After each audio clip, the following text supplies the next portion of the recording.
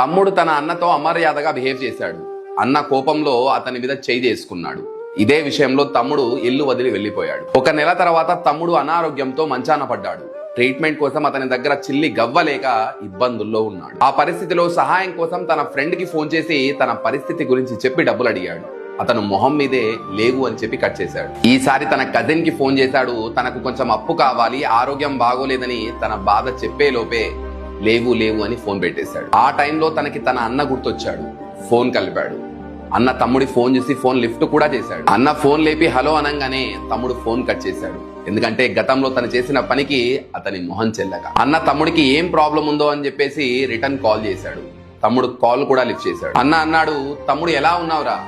ఆ మాట వినంగానే తమ్ముడు ఏడుస్తూ, అన్న ఆరోగ్యం అస్సలు బాగోలేదు, హాస్పిటల్లో చూయించుకోవడానికి పైసా లేదు, ఎవ్వరికి ఫోన్ చేసి హెల్ప్ అడిగినా చేయడానికి ముందుకు రావట్లేదు అన్నాడు. తమ్ముడి ఈ మాట వినంగానే అన్న గుండె బరువెక్కింది.